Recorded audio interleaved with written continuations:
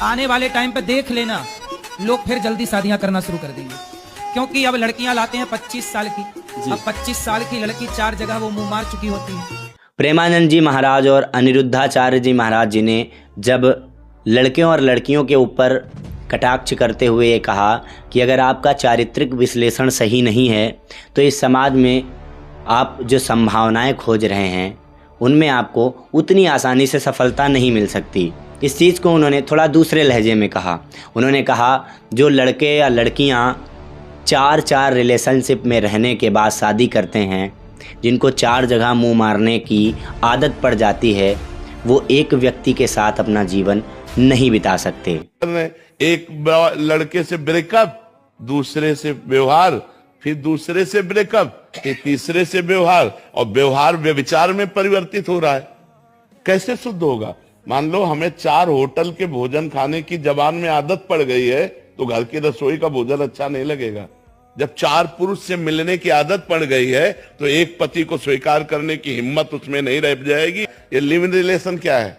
उन्होंने सही कहा या गलत कहा ये तो हम सभी जानते हैं, लेकिन कुछ चूजे जो बिल में थे, जो ऐसे ही थे, वो फड़फड़ाने लगे।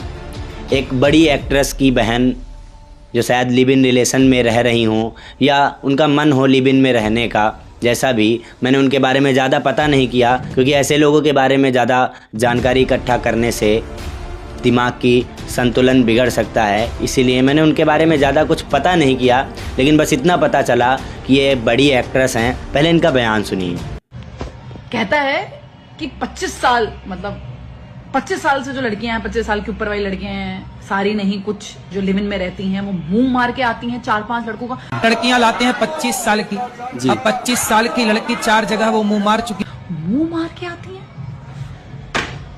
अगर ये मेरे सामने होता ना, मैं इसको समझा देती कि मुंह मारना क्या होता है। I would have made him understand clear, and these are bloody anti nationalist lot. You should never be supporting such bastards of highest order. All the namards of this society, all the fucking namards of this society is following this bastard. Remember, he is saying लड़कियां live in में होती, मुंह मार के आती. उसने ये क्यों नहीं बोला जो लड़के लिव इन में रहते हैं वो भी मुंह मार के आते? क्यों नहीं बोला उसने? क्या कि लड़की अकेले लिव इन में रहती है? और लिव इन में रहना क्या गलत है भैया? क्या गलत है? अगर शादी करके पूरा बर्बाद करके एक दूसरे के घरों को, उससे बेटर अगर जो इंसान दिमाग लगा रहा है कि माँ बाप ने शादी करके ड्रामा मार रखा है, उससे पहले मैं खुद जाके देख लूं भाई ठीक है ठीक नहीं है, उसमें क्या गलत है? इन्होंने इस बयान को तो दे दिया, लेकिन फिर इनके ऊपर हावी हो गए संत प्रेमानंद जी महाराज जी के फॉलोअर्स। और संत प्रेमानंद जी महाराज जी ने असल में लाखों करोड़ों लोगों का हृदय परिवर्तन किया है।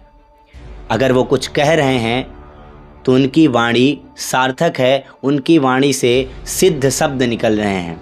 और कौन नहीं जानता इस समाज के बारे में, कौन सी ऐसी लड़की है या कौन सा ऐसा लड़का है जो 25 साल का है, 30 साल का है और वो किसी के साथ कभी रिलेशनशिप में नहीं आया। शायद इस समाज में कुछ एक लोग हों जो इस चीज़ को दावे के साथ सिद्ध कर सकें कि हाँ, मैं किसी भी रिलेशनशिप में नहीं रहा। इवन बातचीत तो आजकल नॉर्मल हो चुकी है, लेकिन जब किसी महापुरुष के द्वारा, किसी व्यक्ति विशेष के द्वारा इस चीज़ पर टिप्पणी कर दी जाती है तो चाहे लड़के हों और चाहे लड़कियां हों, सब भड़क जाते हैं। क्यों? क्योंकि इस समाज को सत्य बर्दाश्त करने की क्षमता ही नहीं है। जो लोग ऐसी सोच रख रहे हैं कि प्रेमानंद जी ने गलत कहा है, भगवान करे उनके घर में वैसी ही बहू आए या उनको वैसा ही दामाद मिले जो 4 जगह मुंह मारा हो, और फिर प्रेमानंद जी उनको याद आएँ और उनको बाद में एहसास हो कि एक सिद्ध पुरुष की वाणी कितना प्रभाव डालती है। एक सिद्ध पुरुष की वाणी को आधार बनाकर यदि हम अपना जीवन जिएंगे तो संभव है कि हमारे जीवन में कम दिक्कतें आएंगी।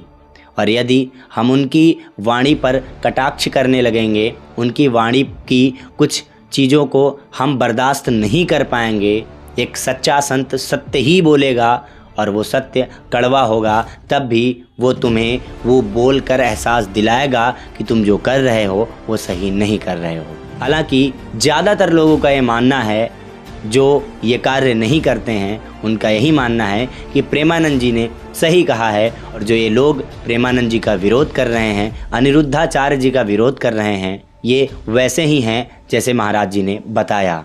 वैसे आप में से कितने लोग प्रेमानंद जी की वाणी से सहमत हैं, अनिरुद्धाचार्य जी की वाणी से सहमत हैं, कमेंट में बताइए। साथ ही ऐसी और वीडियोस के लिए लाइक, सब्सक्राइब, कमेंट करना बिल्कुल ना भूलिए। मिलते हैं किसी नई वीडियो के साथ, तब तक के लिए थैंक यू। जय हिंद, जय भारत।